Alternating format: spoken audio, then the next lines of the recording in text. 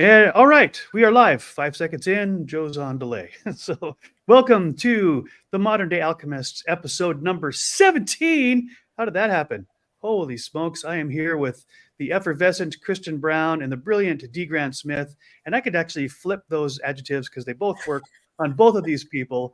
And what a joy it is to spend an hour of FaceTime with Kristen Brown and D. Grant Smith. And by the way, I might see Kristen in person at some point. So that's just a hope. But here we go. We are for those of you that don't know, we've been doing this series for a while now. It hasn't been always weekly. We've had life gets in the way at times, but we have created 17 episodes. We're creating number 17 right now as you listen. And so it's great to have this conversation because we bring three different and yet similar perspectives to each talk.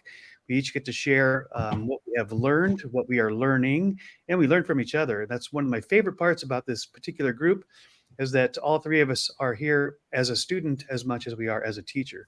And so we just invite anybody and everybody who's tuned in either now live and or after the fact to put that student and teacher hat on, because there's something both for you to hear and to grow from and also to share.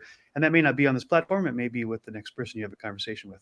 That's the great ripple effect. So before I talk my legs off, I will turn this over and allow Kristen and D. Grant to introduce themselves, particularly to people who may not have met you before. So ladies first, Kristen, tell us about yourself, please. Hello, everyone. Thank you for tuning in today. My name is Kristen Brown, and I am a self-love mastery and relationship healing author, mentor, and speaker. I'm the host of the Sweet Empowerment podcast as well.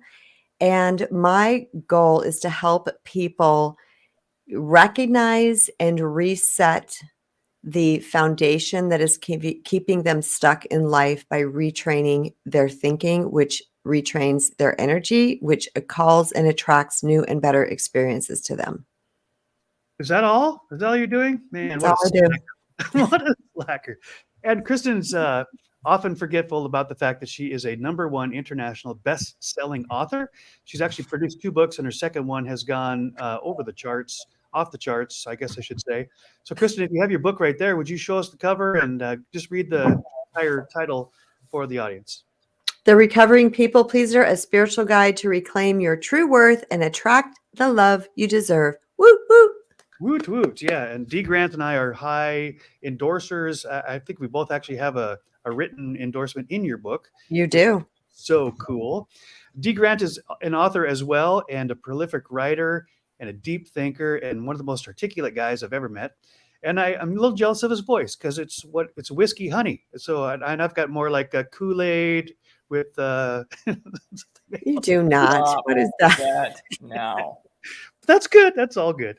Anyway, Whiskey Honey, would you please introduce yourself and let people know what you do and what you're doing? Well, my name is D. Grant, but I've also got about 5 other different names, and feel free to call me whatever you want to. Not attached. I do a couple things. Storytelling is a big part of my work and my life, and I think wrapping everything up into story is exactly a great way to describe my impact that I make in the lives of people. So I help people rewrite their own internal narrative, because the stories we tell ourselves impact the ways that we show up, impacts the ways that we experience life, impacts the ways that we actually experience God, which is going to be a big part of our conversation today. And then on a business side of things, a lot of business people, especially creative entrepreneurs, really struggle with figuring out how to talk about what they do without getting into all of the minutia of the details. And what I help people do is see what's underneath all that stuff that is in the doing, and you're really getting into the heart behind why you do what you do. And I help people in businesses create narrative stories that reach in and grab the not just attention, but the hearts and the souls of the people that you want to serve, not just sell stuff to. And so in that way, I am the wizard of storytelling for businesses. And when it comes to personal development, I'm the growth farmer in that capacity, and helping you grow more love, peace, happiness, joy, and fulfillment from the inside out. It impacts your life, your relationships, and your connection with God. Is that all? You're such a slacker as well. I can't believe that's all you guys are doing these days. D. Grant, I put dgrantsmith.com, but I know you've got a growth farmer. Can you tell me what that URL is again? It's growthfarming.com. That's why I couldn't find it. Growth. Sorry, I didn't have a chance to put it into the chat because I was trying so hard to get my microphone to work. Growthfarming.com. I'm going to add it now. There we go. Oh, one thing, in case this happens to come up, past couple times I've mentioned my book, Be Solid, How to Go Through Hell and Come Out Whole. It's that whole title, not just Be Solid. So I'll put it in the chat. Yeah, please do. All right, excellent. So for those of you that are tuning into Modern Day Alchemists for the first time, you can see these are some extraordinary people here. And I don't say that to say they're better than anybody else, because we don't do that type of comparison stuff, that judgment thing. We are all invaluable, priceless creations of the infinite creator. And there's lots of ways to describe that. And I'm just going to bring right to the conversation here that when we were preparing for this particular conversation, I, in particular, am sensitive to not in any way wanting to argue with anybody about their opinion of the nature of God, the nature of the universe. Language has limits because it has definitions, and I could go off on that. But one thing people can't argue with, well, they can argue with anything, but what people generally don't argue with is our own experience, because we've experienced what we've experienced it, and we will express it from our perspective with our words. But that is our story, as D. Grant points out very clearly. And one of my favorite things that D. Grant keeps teaching me over and over again is that the story that I have written that I believe is my past, I can actually go back and rewrite the story and or change the meaning that I have extracted from that story, which I think is extraordinarily powerful. And so I would also say that in this moment, on September 7th at 12:14 p.m. Pacific, Kristen and D. Grant and I are going to share the perspective that we have on our conversations with God and their conversations with us. And that's all from the perspective of who we are in this moment. But don't forget, everybody, we are ever changing. We are in motion. It's one of the laws of the universe. Everything is in motion all the time. So change is inevitable. It's happening. So my perspective on God when I was 5 is quite different than when I was 15, 25, 35, and 57. And that is good. That's actually because we're continuing to grow and add new perspectives from our experience, from our education, from teaching, from training, and oftentimes from intuition, which may be the Spirit of God just explaining things or exposing things to us from within. And I've experienced that as well, and we'll get into the particulars in a moment. But all that to say, I want anybody who's listening to understand that anything that we share now is the perspective that we have on our experience, personal experience with God, and how we've interpreted it to this point. And to go back to D. Grant's powerful thing is that I can go back and look at my experience with God when I was 15, and I can actually rewrite that story, not to lie to myself and say something different happened, but to understand what it meant from my perspective now, which is that's the gift of time. That's a little bit heady, but I do just wanted to throw that in there because people tend to put up their shields, their defenses, especially when the word God comes in. Well, I call it God, you call it universe, somebody else calls it source, the grand mind, the grand design, and all of those are just words, and words have definitions. So I am more aware than I've ever been in my life that putting words on God is putting finite language on an infinite being. So we're not going to get it right. We're only going to get a portion of it, and that's okay. And it's a continual a revelation, to use a God word, of us understanding who we are, who God is, and what's that relationship. And so we're not the authorities. We're not the final word. We're not saying you have to know, you have to believe what we're saying. What we're saying is, here's what we have experienced, which you can't argue with because it is our experience. And here's how we've interpreted it, but that's always in flux, always in motion. Okay, I got that out of the way. I think that sets it up pretty well. So we all have our own story, and I know some of each of your story, and what I do know is extraordinary. But I'm just going to throw out the kind of a blanket question, a blanket statement or an offering here. And for either one of you, and we'll take turns here, if you could think of a moment in your life, some people would call this an epiphany or an awakening or, whatever word you give it, where there was no doubt in your mind and your heart that you were having a connection, an experience with something that was way greater than you. It wasn't just your thoughts. It wasn't just your emotions, but there was a sense that you were dialed in and connected to the source. People call it God. I don't care what you call it, but something, the highest sense of power, right? And so whoever's got a story, and I've got one of mine and I'll share as well. So if you've got a story that just illustrates kind of what we're talking about, an experience with God, either God spoke to you or gave you an impression or did something that illustrates what does a personal experience with God actually look like from your vantage point. So I feel like this is a game show. Like one of us has to hit the. Hit the T, are buzzer. you going to You win. go? You buzz. Ready, Go for it. go. Kristen's got the fuzzy buzzer, so you go first. Oh, golly. So as you're talking, I was like, I hope D goes first because I have about 1,000 stories. No, just pick one. Ditto. I Me just too. have to go with the one that came first in my mind, and that is that I believe, for me, God, source, spirit, universe, whatever, because I have to always say that because I don't even know what to call it these days. And what I've known is that God speaks to me intuitively. That's how we receive our messages. And those messages can come to us in countless ways. And those are the 4 clairs, which is claircognizant, clairaudient, clairsentient, and And Clarice. clairvoyant. And Clarice. Clarice. Okay. So it'll come to us in one of those ways. That's what'll come. And a lot of times people are not really aware that they're actually what? For those who don't know those 4 words, would you just explain briefly what do each of those words mean? Oh, okay. So clairvoyance means clear seeing. It is, or yes, clear seeing is something that we will see, like a picture of some type. Clairaudient is something that we will hear. Clairsentient is something that we will feel. And claircognizant is something that we will know. It's just that deep inner knowing.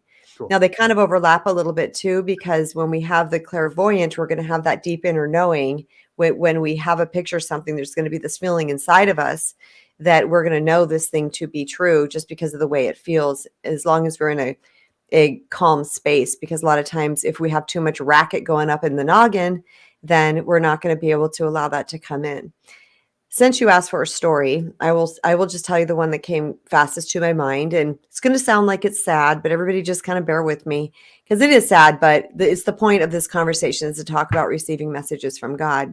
Yes. And there was a time in my life where I was driving home from work. I was probably late 30s, and it was for about 6 weeks. And I wouldn't say it was every day for 6 weeks, but it was very common on my drive home from work that I would get this message that would come across my brain. And what it looked like was a ticker tape. So this would be clairvoyant, but I also heard words. And it was like what the words were, it was, a sister is going to die. And so that could just be passed off as a random thought because it didn't keep coming in that moment. It was just one time and that was it. But it was always calm and it was always still. And I just kind of fluffed it off as just everyday thinking, right? Your brain jumps around all the time. So I thought it was something like that. But then it kept coming and it kept coming. And then I started to pay attention because it was continual. And I felt into my essence and I said, a sister. Well, first of all, I don't have any sisters. I have 0 biological sisters. So I was like, well, I don't have any sisters. Then I thought, well, is it a sister-in-law? And I felt into that feeling and I got a no. I just kept getting, nope, that's not it. My no's to me feel like brick walls. They just like, it just stops.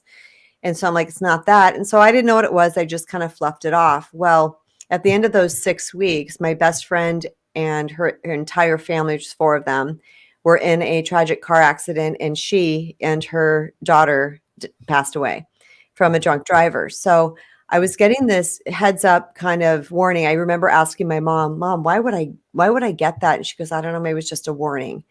I now call that thing death perception because I seem to be able to tap into, even if someone's sick, like looks horribly like they're not going to make it, I can tell whether they are or they're not. Like there's an inner knowing inside of me. And I think this has just come from years and years of recognizing and honoring that voice and reading energy, even though that's really not what it is. So I just feel like that for me, God speaks to me when I'm in a quiet space, not when I'm all jumbled up in my mind. And oftentimes driving home from work, working in a salon, working with people today, I always had the background music and the din of the blow dryers and the things. I'd get in my car and I would just zone out. I loved my drive home from work because I would just kind of zone out and just no music, maybe windows open if it was night, just zone out. But I would receive certain messages, and they come all different kinds of ways. So to me, this is receiving from God, but it's also conversations are two-way, and they can come that way too. I will say real quickly that for me, it also conversations with God happen when I ask a question, because there's so much that I don't know in life. I just don't know. I don't know a lot of things.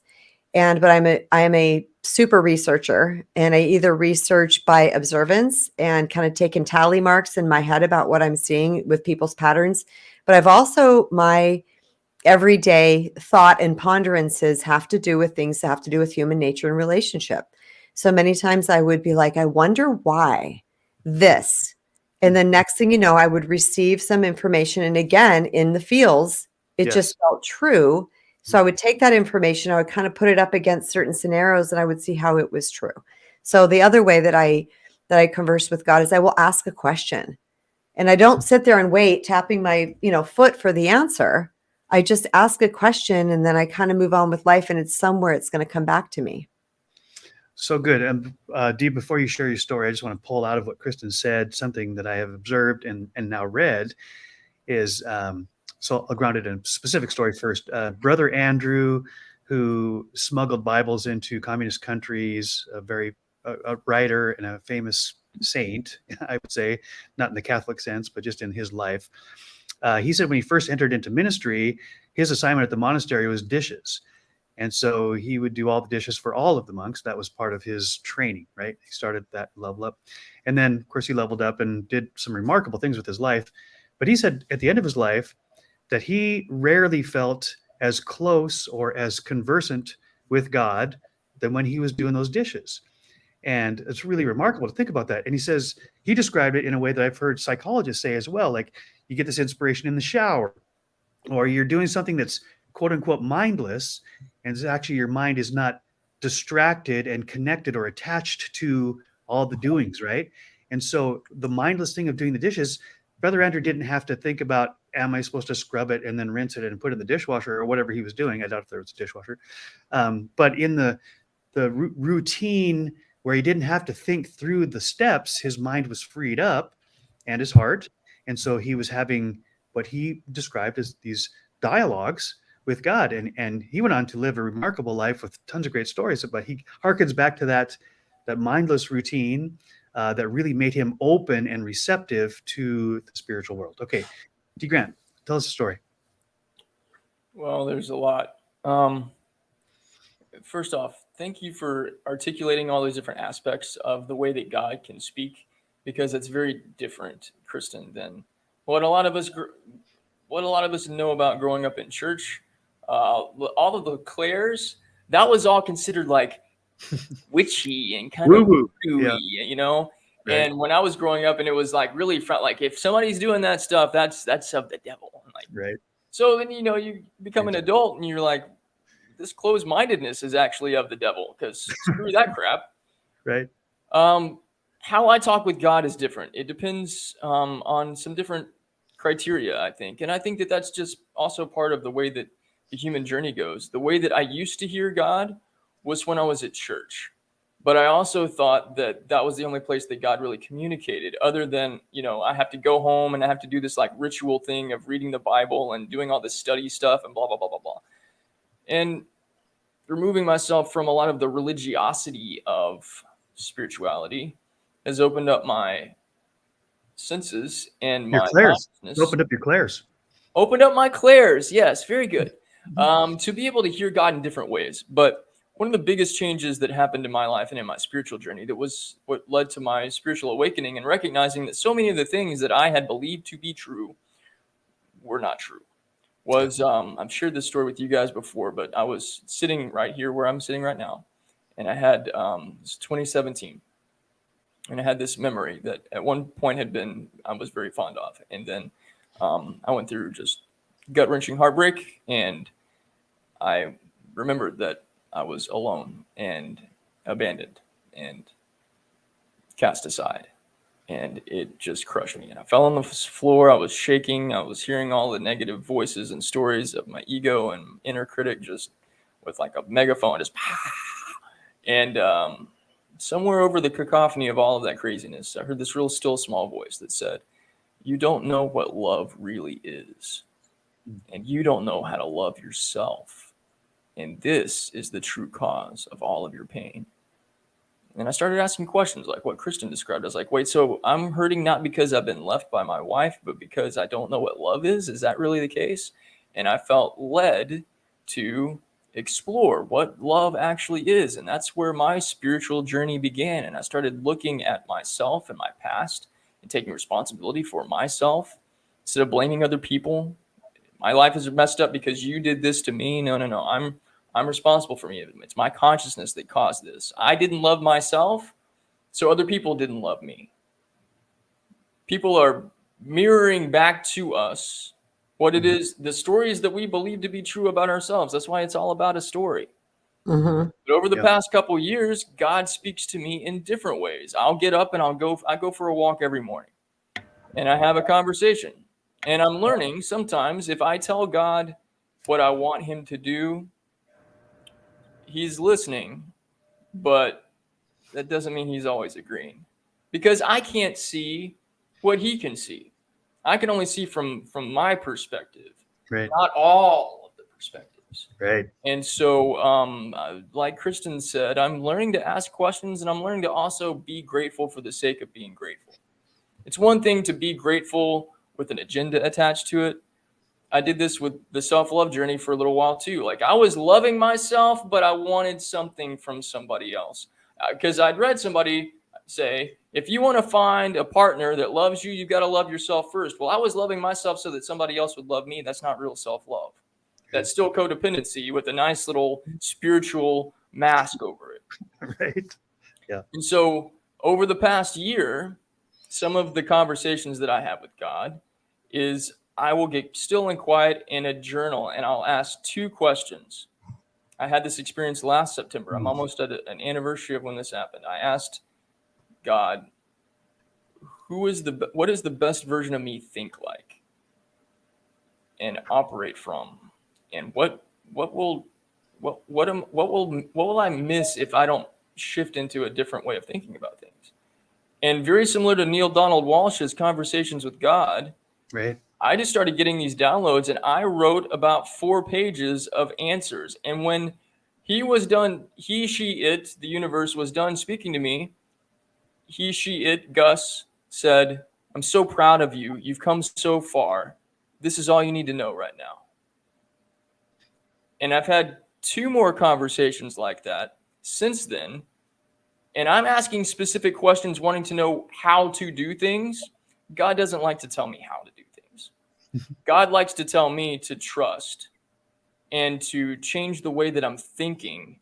But if he told me how to do stuff, then I'd be equating God to some sort of self-help book or my conception of a self-help book. And that's not the relationship that we have. God wants me to go through, and you to go through the process and through the journeys and learn along the way. You don't learn when it's all spelled out for you ahead of time. Right. This is all a part of our human experience and our human journey. And I've been through some crazy, very, very, very effing painful stuff this year. This year, 2017, I thought was the hardest year I'd ever lived through. 2023, by far.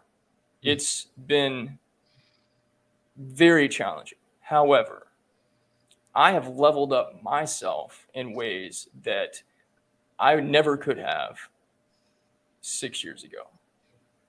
So if the version of me from 2017 had lived through 2023, no dice. I don't even know what I would have done, but I wouldn't be sitting here talking to you guys. And I wouldn't be sitting here talking to you guys with the poise and confidence that I have now. So all of this stuff, we don't see some of the terrible things that we experience coming, and we can be mad. And I've been mad at God. I have shouted and screamed and yelled and been like, I've done everything you asked me to do. Why do you keep bringing me the opposite of what I asked for? If you really love me, why are you doing this crap to me?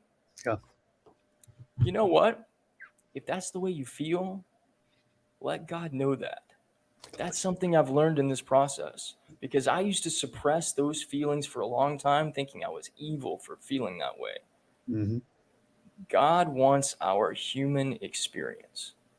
And after I've blown up in my living room and in my kitchen and shouted terrible things, when it's all said and done, God has spoken gently back to me and said, I'm so glad you told me that. You really needed to get that out of you. Totally. So good. Yeah. Oh, D. Grant, that's beautiful. My mind and heart is going so many different directions. I will get to my own story, but I couldn't help equate what you were talking about with what I now understand about the book of Job in the Bible. Whether you're a Bible scholar or not, Job is considered, the worst suffered person in the history of the world. And a lot of people say, the patience of Job and the faith of Job and all this type of stuff, even if they've never read the Bible. A long story short, Job is the righteous guy in his community. He does all the right things. He worships God. He's wealthy. He's got everything. He's got everything physically. He's got everything spiritually. He's got it all together, right? So in the Bible, which I'm not going to say whether it was an allegory, symbolic, or literal, because that's really irrelevant. The principle, the truth of here, this is what's important. So the devil, however that's defined, I don't really know. But the devil says to God, well, of course Job worships you. You give him everything. He's got a silver spoon in his mouth. He doesn't want for anything. Who wouldn't love you, God, if you had everything? And God says, really? Well, let's try this. Let's prove you wrong. Take away everything you want, anything you want from Job other than his life. Take anything and everything from him. Let's see what happens. God, of course, is God, so he knows what's going to happen. But the devil's like, yeah, okay, now's my chance. And one by one, everything is stripped and dies and is gone until Job, who was the wealthiest, most prominent person and the most righteous person in his community, is alone, except for with a few friends who their advice is curse God and die. Obviously, God doesn't love you. Even his wife was saying that type of thing before she died. And so at the end, Job's got boils and his skin, he's got nothing physically, he's got nothing, but it's just his humanity. He's barely hanging out of that by a string. And Job asks the question, as we've talked about already, he asks the question, God, why? Why me? I thought I was the good guy in this picture, right? And the answer is absolutely fascinating to me. And I didn't catch all this as a kid. God doesn't answer the question with an answer, or God doesn't answer Job's question with an answer. He answers it with a question, a series of questions. Well, Job, let me ask you a couple things before I, get to your question. Where were you when I strung all the stars in the sky and I made gravity and I made all the fish in the oceans and on and on and on, just this description of how profoundly amazing the universe is. And God asks Job, where were you and all that when I was putting all that together? And Job's like, I wasn't born yet. And God doesn't say anything after that. He stops there, right? But Job gets it. And my interpretation of that is that God says, Job, I could tell you, but it would blow your finite mind into smithereens. You couldn't contain it. You're a finite being. I'm an infinite God. And there's no way that your mind can understand the infinite nature of God. You can only understand a portion of it. And Job had a moment there where he decides, well, I can curse God and die, or as Job decides in this amazing story, all right, I don't get it. I don't understand, God. But that doesn't mean you're not real, and it doesn't mean you don't love me. It just means I don't get it. And so Job says these famous words, the Lord gives, the Lord takes away, blessed be the name of the Lord. And he basically says, I don't know what's going on, but I trust that God's got my back, that he wants what's best for me, even though evidence all around me is opposite. And then the blessings start flooding back into Job's life, and he gets twice what he had before this whole thing started. And God kind of laughs at Satan, like, well, I told you so, right? But to me, it's just amazing because it talks about my perception, my limited perception of an infinite God. I'm a finite being. My words are a poor way for me to describe infinity, right? It's infinity and beyond, to use the guy Buzz Lightyear. Buzz Lightyear. To infinity and beyond is beyond my ability to grasp. And so why do I think that when I ask the questions of God, he's going to actually give me all the answers? I couldn't contain him anyway. But I love the other thing that D. Grant was saying here. If God gives me all the how-to step by step, then I have no agency.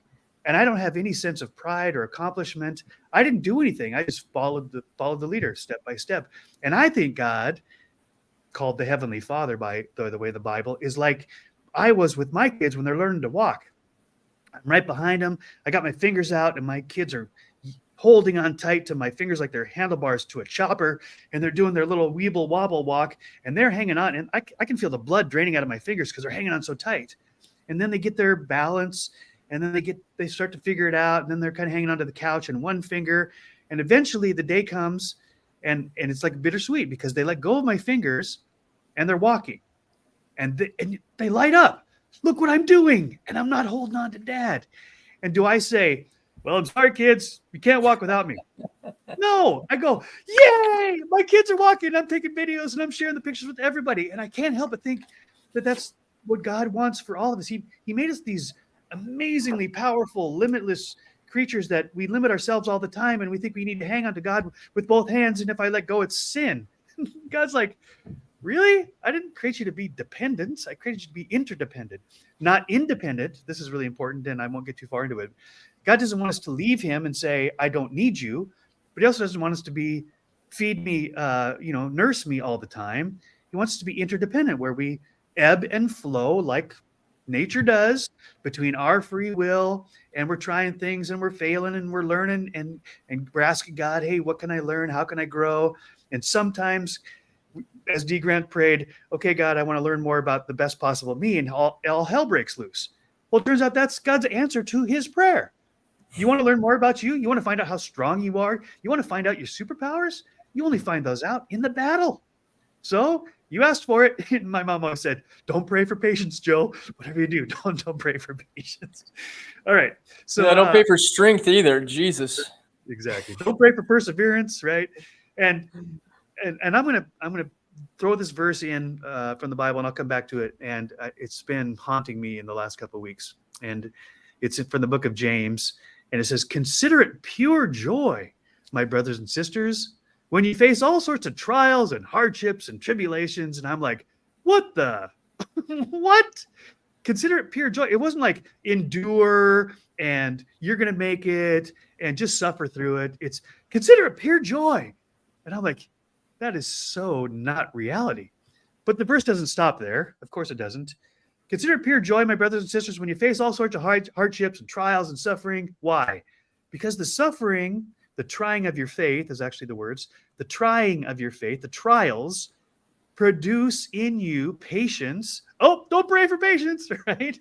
Produces in you patience, and patience actually over time produces perseverance, and you could use the word endurance there, or grit, to use a modern word. And then that produces in you maturity. There's this whole progression. And by the way, when you get to the maturity end, you don't lack for anything. This is not my words. These are God's words. God talks to me through the Bible, of course, and it sounds differently each time I read it because I've changed. The words haven't changed, but I've changed. So my context is always changing. God's content is thankfully very truthful, and I just see it from a different angle. So anyway, all that to say, how in the world can I consider it pure joy when I'm facing trials and temptations and suffering? It's only if I can see the end, if only I can see the result, that in me is being produced patience and perseverance and maturity, and eventually I won't want for anything, and which is like that principle of detachment. Suffering, human suffering, often the gurus say is caused by our attachments to things. Mm-hmm. Maturity is when you're detached and you're not, your well-being isn't dependent on anything other than your relationship with God and you're alive. So I'm like, oh man, okay, that doesn't sound fun, but it sounds awesome in the same, just like climbing a mountain or doing something that's way beyond what you think is your perceived limits. And when you do it, you look back like at the end of the Survivor show and you go, that was the hardest thing I ever did. I never thought I could make it. And it's so awesome. I'm so glad I did. It's the best thing I ever. And I say that's parenting as well. But right, you suffer through it for the joy set before him. This is why Jesus endured the cross. For the joy set before him. He didn't enjoy being on the cross, but he knew that was going to be freedom for the people who followed him, for who loved him. Actually, I think for everyone. But for the joy set before him, he endured. And that's kind of that's my Job lesson. Anyway, so I'm going to talk about my own experience. That was way too much theology. And for a person who said, let's not talk theology, I just did a bunch. Anyway, forgive me. So my own experience. So one of the most profound conversations I've had with God, or when I really thought I heard God's voice. I was going to say him, but I believe it could be him, her, or they. That's even biblical language in Genesis. I was going through what I would consider the worst hell of my life. I was being molested by my music pastor, and I had already gone through the divorce of my parents and then a really bad stepfather. So I was kind of primed for being a prey to a victim. I was separated from the herd. I was hurting. I was longing for a father figure, and this guy befriended me. And I had no filters, no radar to say that he was, a threat. And so he groomed me. And then when he thought I was prepared, then he molested me over the series of months. And I was so confused. I didn't know what to do. I didn't know what to say. I didn't know who to tell. Part of me was like super ashamed of all this. And part of me was like, why am I not doing anything? And then I got more ashamed of that. But I didn't have any sense at that age what I should do or even what, because this is the spiritual leader in my life, right? And so I just implode, and I don't tell anybody about it. I don't tell my mom. I don't tell anybody. And eventually, my mom picked up on the clues of my. I wasn't the effervescent, outgoing, gregarious guy. Normally, I kind of got quiet, introverted. She's like, "Are you okay?" Yeah, I'm fine. I'm fine. Of course, which all guys say, I'm fine. Fine is a 4-letter word, people. I'm fine. And then, but she would, over time, she'd just keep asking and just give me a safe space to let her know how I was doing. And before I get to where that goes, in this period of time, I'm praying all the time. And I would often shut the door in my room and I would fall to my knees just out of confusion and hurt and pain. And God, what's going on? Why is this happening? Why me? Just like with Job, it's my own why me questions. And the only answer I ever heard audibly, Claire audible, is I'm here. No other answers. There was no why. I'd pray for the guy to get in a car wreck. I'd pray for the get eliminated from his job, or that we would move, anything to escape this hell I was in, which were my solutions, right? And the only thing I could sense God's answering to all these prayers was, I'm here. And he said it lovingly, and he said it regularly. And for whatever reason, in my 15-year-old faith, I thought, okay, well, that's all I need to know. Somehow that's all I need to know, that God's he's not ignoring me, and he's not unaware, and that he is with me through this trial, this hell. And then eventually, my mom and I talked about it, and we confronted the pastor and who took care of, and that's a whole nother story I don't want to get to now. What I'm talking about is my conversation with God here. And there was the longest time in my life I thought that was kind of an insufficient answer. Really, all these questions I've got, and all you're saying is I'm here. But the older I get, and the more mature I get, to go back to that joy verse, I understand how profound that is. That I didn't need a solution. I didn't need an escape. I didn't need a savior to rescue me. I needed a God who was with me, right beside me, who felt that pain. I needed to feel felt. I needed to feel seen. And that's what God was saying with I'm here. Profound 2-word answer that now I'm like, that was, of course, the best answer, was the only answer I needed. And I can't tell you how often I have felt through in my life when things suck and they're hard and I don't like it and I wish things were different and I have all of my doubts. Those 2 words carry me through so much pain. I'm here. All right, that's what God has said to me. And there's many times God has spoken to me in different ways. That was probably one of the most poignant and profound, certainly the one that came to mind for this particular conversation. So we have about 14, 15 minutes here, and we've got a lot of people tuned in, more than any conversation we've ever had. 114 people on my end have tuned into this conversation, which means to me, not that we're such great orators, but that people need to know. They're dying. They're curious. How can we talk to God? Does God talk to us? So we've addressed that in our own personal experience both ways. And In the last 15 minutes, I would love one more story from each of us, if we can fit it in without getting too details, about how either you have spoken to God or God has spoken to you, or both.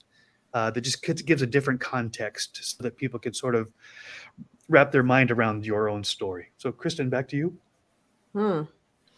I just want to circle back to really in the beginning, just briefly here, to really touch on something that when we were talking about doing the dishes, and I said that my message would come while I was driving. I also got a lot of messages while I was in the shower. Right. And there is something very profound about that, and that I just wanted to exclamation point a little bit for people, is that when we're in what is really the alpha brainwave state, we're out of the high beta thinking, planning, strategizing, and we just lower just a little bit where we start to enter a meditative state. It's not quite theta, but we're in a meditative state. That's when we receive. Yeah. So it's been said that talking to God is prayer and receiving from God is meditation. But meditation doesn't mean we need to be oming on a pillow, Right. For the answers to come. It can be in our everyday life. Yeah. And I think that's important. And also I want to take maybe some of the toxic weight off of the word prayer. And I'm saying this from personal experience because I was raised in a fear-based religion. And when I left and embarked on what I call the Church of Kristen, which means I'm going to figure it out for my damn self, I couldn't use the word prayer. I just couldn't. Even in my first book, I do not say prayer. I call it talking to God. I'm okay with the word prayer now, but there was a little bit of a connotation to that I didn't like. So however, anybody who's listening in, and I had a feeling that this is a conversation that people are very drawn to, because we all have this feeling, this spirit, this energy inside of us. As a coach, it's on my contact sheet, my intake form, where I say, do you believe in a higher power? If yes, what do you call that? And we'll have to say 99.9% of the people do. And the ones that said they're not sure or they don't, after I talk to them, they'll say, oh, well, I believe in energy, or I believe in the universe, or I believe. So really 100% of the people that I've come across believe in some type of thing. And I think it is returning to that thing where we do get our strength. But this leads me, I just took a lot of notes, you guys, as you can see. So I'm just going to go with the last thing that Joseph was talking about, which is the answers don't always come in the way that we think, but they're always going to be in the most appropriate form. And you're talking about your answer was, I'm here. And while you were saying that, I said, God, give us exactly what we need at that moment in time. We're going to get that exact thing, even if we think that's not it. So one time I was in an argument with someone who was driving me nuts, and I got in my car and I was driving and I was just yelling out. I was like, what do you want me to do? I was just so mad. I'm like, no matter what I do, this person is acting like this. No matter what I say, no matter how and my response back was, keep going. It wasn't, oh, you know what? Say this, do this, go here, turn left, make a right. It was keep going. But I had received those messages so many times that I now know unequivocally that when those type of messages come to me and they come in the way that they do, I know that's it, because that's been it for me. So I sat there and I literally sat back in the chair, driving, and I go, okay, I heard you. Okay, keep going. And I think it's important for people to understand, and in the listening, the receiving side of this, that the voice of universe, the voice, it's not always a voice, the communication of universe is not, it's always still and calm and benign and neutral. So if you are mistaking the voice of universe with this ranting ego, you better do this, there's no emotion attached to the voice of God universe. So it's just a message. It's very clear. It's very poignant, like a sister is going to die, like I got. It's very poignant, but it's very neutral, because that's one of the biggest struggles that I believe people run up against is I can't tell when God's talking to me. And you're not exempt. You're not any different. A Course in Miracles says all children of God are special and no children of God are special, which means we are completely neutral. We are all the same. So you're not exempt from this communication. However, getting it yourself, letting go, which this will be my last point, is surrender. I wrote, while you were talking, I wrote relax and surrender. And what that really means, surrender to me, is to let go, let God, which means my best thinking has led and created me to this situation that I'm in. And there is, what I know for sure is there is a spiritual answer to every problem. There's no problem that the universe can't solve. But I know that if I get in there and I keep muddying the waters and stirring the pot and trying to do it from my best thinking, which helped create the situation, that I'm gonna hamster on a wheel. I'm gonna keep muddying the waters. So there's a time when I need to just let go and I need to relax. And my best effort at that moment is relaxing and letting go. That is the best effort. The best control I can have is to surrender and let go. And when I surrender and let go and I back up, I will, every single time, tried and true, this is God working with me, I will see something start to shift. Something will start to change without my control. And it'll be something towards the positive, which brings a new nuance to the situation. It changes the context. It might change the perception a little bit, which starts the whole thing going down a different trajectory. So good. So let me summarize what I got out of that, Kristen, real quick, is that sometimes prayer changes things. It actually changes the circumstance. Oftentimes prayer changes me. It changes my perception and the meaning I'm assigning to those circumstances. And sometimes it's both. And I'm a both and guy. And to your point about showering, D. Grant talks about God talking to him while he's on a walk. For me, it's golfing. And I was taught that meditation was an Eastern religion, and so stay away from it. Turns out golfing is meditation. It's my favorite, by the way. Yep. And you guys know that there are several times I'll get to hole 8 or 9, and I get this download, and I know God's talking to me because it's not my thoughts, and there's nobody around. It's just me, because I'm the first guy on the course. I'm 2 holes ahead of everybody, and I'm singing, and I'm praying, and I'm dancing, and all of a sudden, boom, I'll get this, something just come to me. Like one day, I was standing on the tee at hole 9, and I get the sense that life is origami, but in reverse. You don't have to fold it up and create something beautiful. You just let the beauty unfold without forcing it. You allow the beauty to unfold. And I was like, origami in reverse. Where would I ever come up with that? That has to be God, right? Right. Yeah. But again, it's kind of like this. My mind wasn't caught up in so many things that I had to do. I was free. I was free to receive, and I wasn't even seeking. I wasn't saying, God, speak to me. And he's like, hey, now that you don't have your attention elsewhere, let me share something with you. Okay, to share another story in our last 5 minutes, please, if you would. I'm sorry. It's it is what it is. You are funny, dude. I know. Well, here's what I want to share. It's God can speak to us in a variety of ways when he really wants us, he, she, it. Let's just call God Gus, God, universe, source. When Gus wants us to really download something and pay attention to it, Gus is going to tell us in all the different ways possible. And I've been learning this continuously. I will be driving somewhere, and suddenly the answer that I was looking for is right in front of me. Now, can I do a damn thing about it? No, I'm driving. I can't write anything down. I can't make sure that I'll pull out my phone and I'll try to yell into it to drown out the road noise so I can remember later. But like that happens. And then I'll have a conversation with somebody, maybe that day, maybe a couple days later, where the same thing that has come to me by way of spirit is now being spoken out loud by another person. And I'm like, God was just telling me this. This is something I really need to be paying attention to. And like confirmation or whatever you want to call it. And sometimes it's not verbal. Sometimes it's not something that intellectually you understand. It's just this inner feeling that you can't necessarily even describe with words. I am a wordsmith, and I can't describe what this experience is like. You just know in your soul. Yes. And with that, you either go into that flow or you continue to dance around it and hope that you don't have to whatever. Now, I will admit I've done moonwalks dancing around things that God was trying to download inside of me. And there's been other times where I've just jumped into the river and let it take me where it's going to go. And I think that goes into the trust and surrender part. because, and also I want to say this one thing. This is the last thing I'm going to say about trust and surrender. I've had several different experiences with trust and surrender.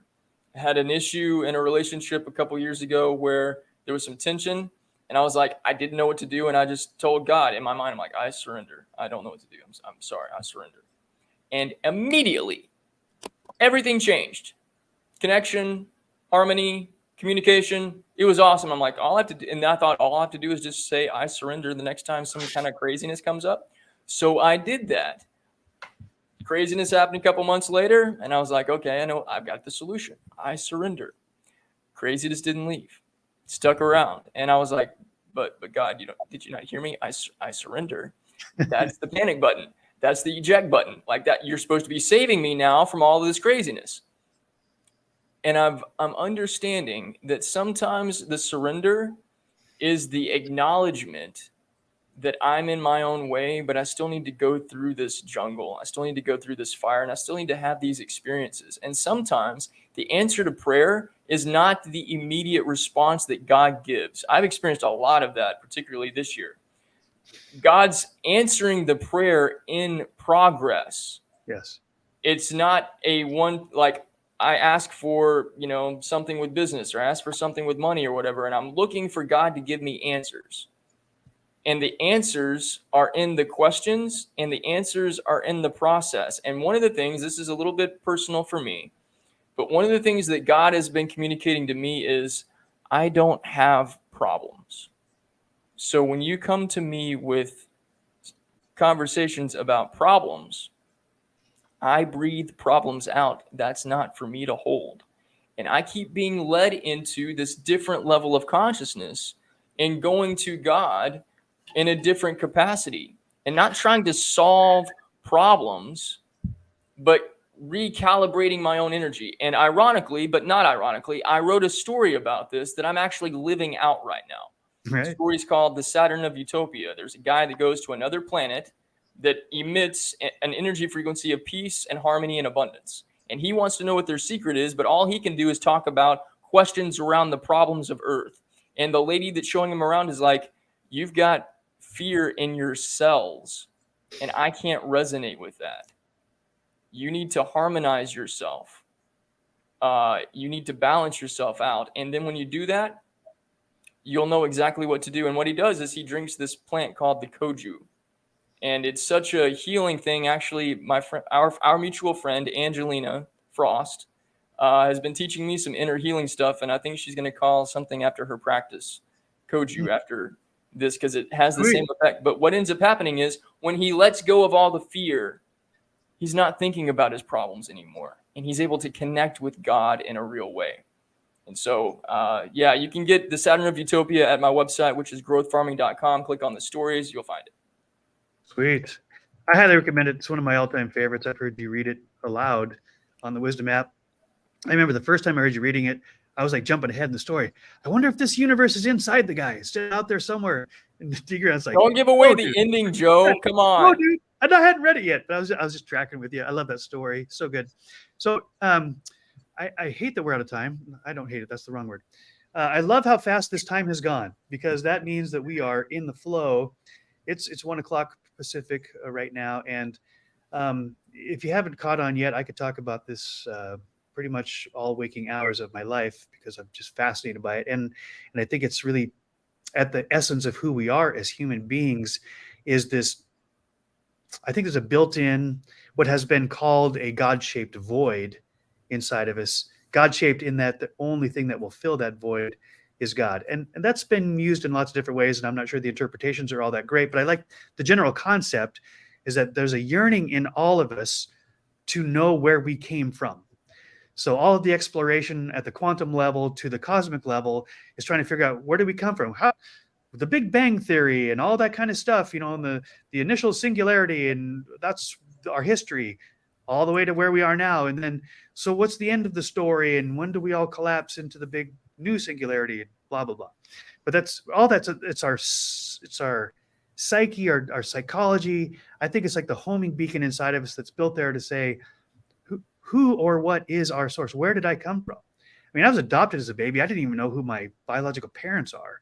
I haven't even met them. I've talked to my biological mom now, but I don't know anything about my biological dad. So I can't even go back DNA wise to find out much about me. But I find myself asking these cosmic questions, where did I come from? And if you ask that question from the biggest view, you got to get back to source, Gus, God, universe, source. And I just want to repeat what I said at the very beginning. No matter what word we attach to God, it's a limitation. Words have definitions, so they're limited, and it's to our language. And God is infinitely beyond anything we could ask, think, or imagine. This is Bible words, by the way. God is infinitely beyond what we could ask, think, or imagine. But Jesus makes it very clear that when you want to talk to God, it's not a one and done deal, as D. Grant just illustrated. So Jesus has these famous words: ask and you shall receive, seek and you shall find, knock and the door will be opened.